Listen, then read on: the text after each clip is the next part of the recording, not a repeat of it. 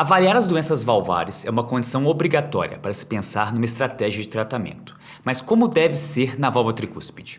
Diante de uma regurgitação, quais os racionais para a sua investigação?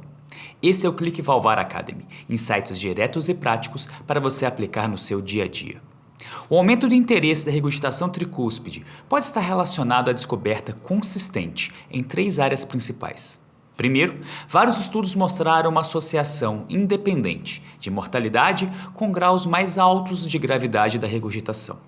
Segundo, a intervenção cirúrgica de forma isolada é raramente realizada e é associada a até 10% de mortalidade hospitalar. E terceiro, o sucesso precoce das técnicas de reparo e substituição transcatéter aumentou o acesso a tratamentos de risco relativamente baixo em pacientes fora de uma janela terapêutica convencional.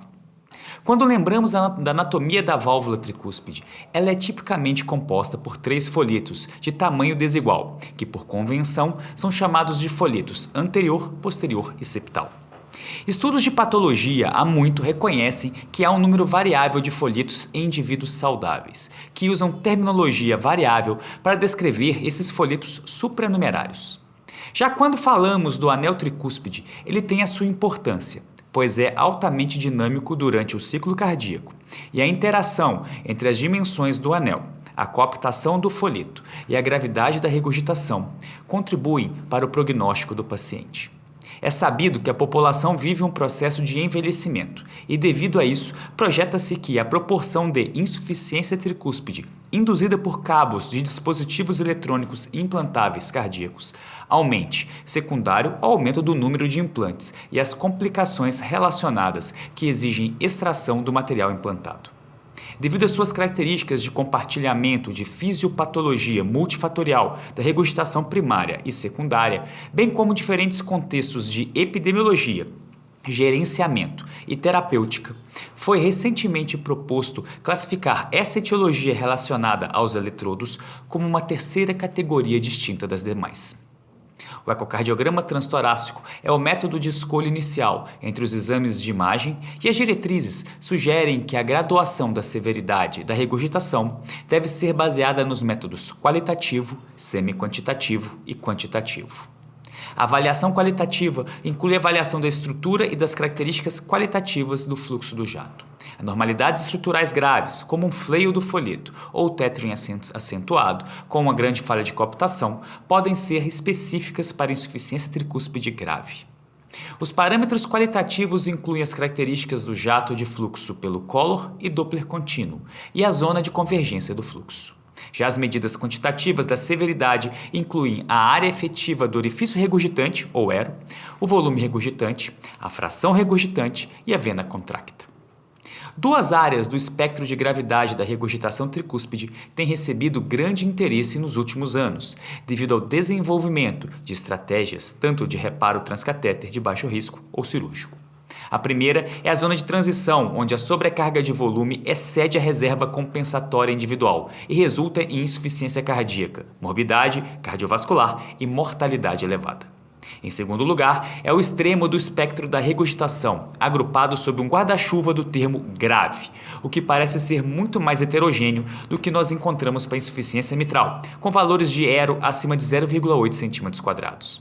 A redução pós-intervenção desses graus exuberantes de regurgitação pode ser clinicamente relevante, como nos casos de maciço e torrencial. A ressonância magnética do coração tem a vantagem de alta resolução espacial e excelente delimitação das bordas endocárdicas. São aspectos valiosos para a avaliação da estrutura e função do ventrículo direito. A regurgitação pode ser avaliada qualitativamente, mas ainda com algumas limitações. O realce tardio pelo gadolínio e também o mapeamento T1, bem como a quantificação do volume extracelular, podem fornecer informações sobre o comprometimento miocárdico e também o remodelamento fibrótico. Já a tomografia fornece informações complementares e provavelmente se tornará crucial para um planejamento de intervenções estruturais. A avaliação da forma, perímetro e diâmetros do anel valvar, da localização da artéria coronária direita e do seu trajeto dentro do sulco atrioventricular, bem como sua distância do anel, são pontos fortes e específicos da imagem tomográfica.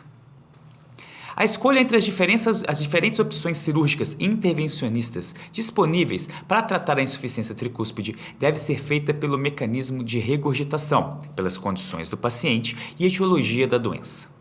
No caso da etiologia funcional, os principais componentes da regurgitação valvar são a dilatação anelar e a apicalização do fechamento das cúspides. A substituição da válvula é preferida para pacientes em que a disfunção ou a distorção geométrica do aparato valvar está mais avançado e prevê-se que o reparo valvar seja ineficiente ou não durável. A associação independente da mortalidade com a gravidade da regurgitação tricúspide não tratada, juntamente com a alta mortalidade associada à cirurgia isolada, tem levado a um intenso interesse em torno da melhora na caracterização, diagnóstico e tratamento. Os novos sistemas de classificação de etiologia e gravidade têm relevância anatômica e clínica. Finalmente, terapias transcatéter específicas para pacientes sem dúvida exigirão o uso de parâmetros morfológicos de gravidade e da regurgitação para a escolha adequada do dispositivo. Eu sou o Thiago Bignotto e você acabou de ouvir mais um podcast da plataforma The Valve Club. E hoje, com o nosso programa Academy. Orientados pelo Dr. Rafael Modesto, Luiz Felipe Oliveira e Priscila Cavellucci, escreveram um excelente texto sobre o uso da imagem na regurgitação tricúspide. Aproveite para ler mais sobre esse e outros conteúdos no nosso site. Dê sua opinião, comente e tire as suas dúvidas. Um grande abraço e até a próxima.